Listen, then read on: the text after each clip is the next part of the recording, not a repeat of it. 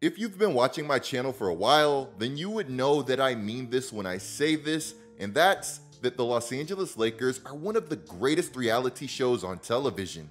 Because with the Lakers, you truly have no idea what in the world is going to happen next. And that's now especially true with one of the greatest players that the game has ever seen having the ability to enter free agency this summer. Regardless of whatever happens with the Lakers this offseason, LeBron James will be a big part of it, even if he isn't. And let's just say that some huge things are already being put in motion.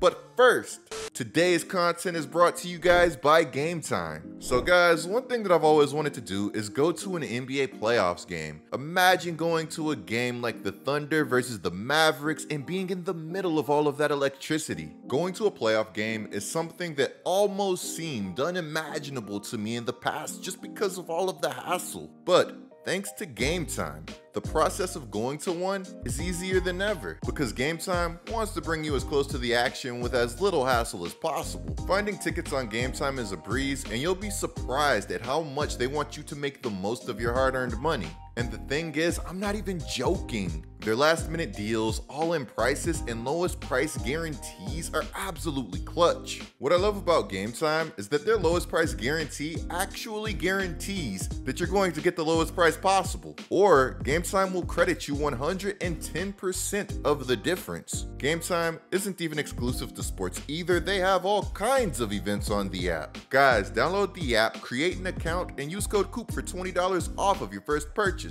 Terms apply, of course. Thank you, Game Time, for coming through and sponsoring today's content. The biggest question mark for the Lakers as they enter this offseason remains, what in the world is LeBron James going to do? Could we potentially see LeBron take his talents to a team like the Cavs, where he'd lay down his roots and surpass the monumental hype that was once placed upon him? Or could we see him go to a team like the 76ers, who already have Tyrese Maxey, Joel Embiid, and max cap space this offseason? Or will we simply see LeBron return to the Los Angeles Lakers, a team that as of late has been bleeding dysfunction? Almost immediately after the Lakers season ended at the hands of the Denver Nuggets, we would get a small insight to the mind of Bron when he would get asked if he played his last game with the Lakers. Could have been your last game with the Lakers. I'm not gonna answer that. Appreciate it. Bron's response here wasn't exactly one that screamed, "I'm returning no matter what," which puts the ball in Bron's court, because according to the reports, the Lakers are going to be doing whatever they can to make sure that Bron returns. This includes drafting Bron's son, Bronny James, and also giving Bron whatever contract that his heart desires. Quote, "The Lakers team sources say that they would be open to discussing any deal that involves James coming back, including the maximum 3-year, $164 million extension that they can offer. Playing through a 3-year deal would put him at 42 years old by the end of his contract." End quote. So the Los Angeles Lakers are giving Bron the possibility to play with his son, as much money as he wants, and the ability to live in LA. Now, this all sounds great, right? There's just one problem. All of this still hasn't been enough to get an early commitment out of Bron. And that's because Bron still has an appetite to win at the highest level despite being 39 years old, which means that the Los Angeles Lakers are going to have to find a way to get more talent onto their roster. Although Ham shoulders a lot of blame for the way that things went this season, he's not alone with carrying the blame.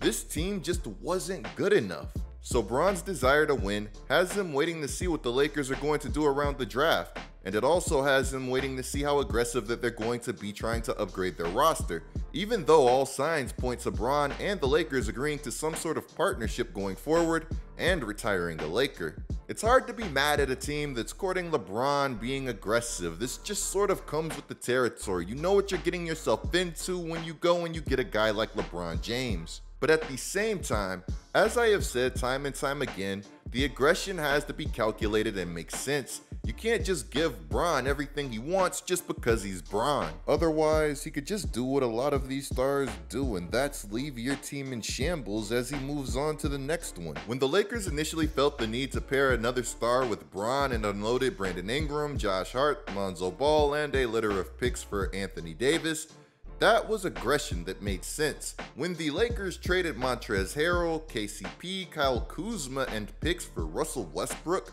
that was making a move for a star just for the sake of doing so. I understand that the Lakers had felt pressure from Bron to hit another Grand Slam, but sometimes swinging at anything just leaves you in the dugout watching and hoping that you get another at-bat. When the crazy thing is that your pitch could have been coming this whole time. I really hope that Pat Riley did not just hear what I just said, because that man needs to swing. Pat, if you're listening for whatever reason, swing the bat. So with the Lakers staring down that vaunted pressure from LeBron yet again, we've seen a changing of tides start to take place in Los Angeles, as according to Jovan Buha, Trae Young is no longer the third star that's expected to land in LA. It's now Donovan Mitchell, who, go figure, just got eliminated from the playoffs and could have 1 year remaining on his contract due to a potential player option for the 2025-2026 season. Mitchell was a baller for the Cavs in these playoffs when he was healthy. In round 1, he would average 28.6 points, 5 rebounds, and 4.4 assists against the Magic over the course of 7 games. In round 2, he would average 31.7 points, 6.3 rebounds, and 5.3 assists. But unfortunately for the Cavs, the Celtics would only have to feel his wrath for just 3 games before he'd fall victim to a calf strain that would ultimately sideline him for the rest of the series. His injury would make for one of those interesting what if he never got hurt hypothetical scenarios. But injury or not, I truly feel like this team was too flawed to contend for a championship with redundancy at key positions. The Cavs have some great pieces to the puzzle, with Garland, Mitchell, Mobley, and Dallin, but that doesn't mean that they all fit, and at this point, the way that their team fits is so questionable that even rival execs have started to take notice. To quote a report, rival executives believe that the Cavs will have to seriously evaluate the fit of Mitchell and Garland, and that they may have to choose one or the other. Should Mitchell decide to stay long-term, sources briefed on the matter say that Garland's representation, Clutch Sports CEO Rich Paul, would have a conversation with Cavs officials on potentially finding a new home for the one-time All-Star. So if I'm the Cavs and I get the slightest buy-in from Donovan Mitchell, I'm trading Darius Garland. Like, I'm sorry, I am trading this man and I'm not thinking twice about it. But let's just say that Mitchell would be the one to demand a trade out of Cleveland, seeking a bigger market or a team with more promise. The Cavs really wouldn't have to look too hard to find potential suitors, because according to Windhorst, teams like the Lakers and Nets already have offers ready for Mitchell, with teams like the Rockets and the Heat also being interested. Perhaps the Lakers' interest in Mitchell is why we saw LeBron James attend Game 4 of the Celtics and Cavaliers series, which, mind you, that Mitchell isn't the only entity that LeBron could have potentially been scouting. Celtics assistant coach Sam Cassell is reportedly among the top of the list for the Lakers when it comes to potential head coaching candidates. This man really could have been there for a multitude of reasons, including just wanting to return to where it all started. Now, like I just said, there's always that chance that Bron was just showing some love to his old stomping grounds, but as we all know, this man moves in very mysterious yet cryptic ways. I mean, the last time this man attended a game in Cleveland as an active player was when he was there for former teammate Zydrunas Ilgauskas, who was having his jersey retired by the franchise. A few months after attending this retirement, the man would return to Cleveland, but not because he was attending any jersey retirements. This man was there as a member of the Cavaliers yet again. So with the Lakers having this quote-unquote offer ready for Mitchell, I really do wonder what it looks like. Because as I alluded to, if Mitchell is available, then everybody who can afford him should be going for him. Also, it's not like the Cavs got this guy cheap. I mean, just take a look on your screen and see what it took to get him. If I were the Cavs GM and I was absolutely certain that he was leaving, I'm trying to get every single penny back considering what I gave up. Again, guys, look at what they gave up to get him. Do you think that the Lakers can really make a competitive offer?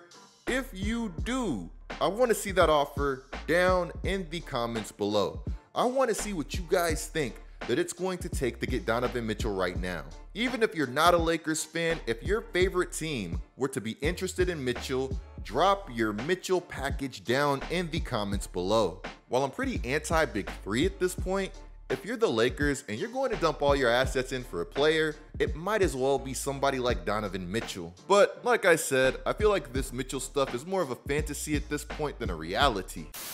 I reached out to Donovan Mitchell today, and he was emphatic in telling me that he is not disgruntled with anyone or anything in Cleveland. In fact, he said to me, I am happy in Cleveland. I've been happy since I've arrived in Cleveland.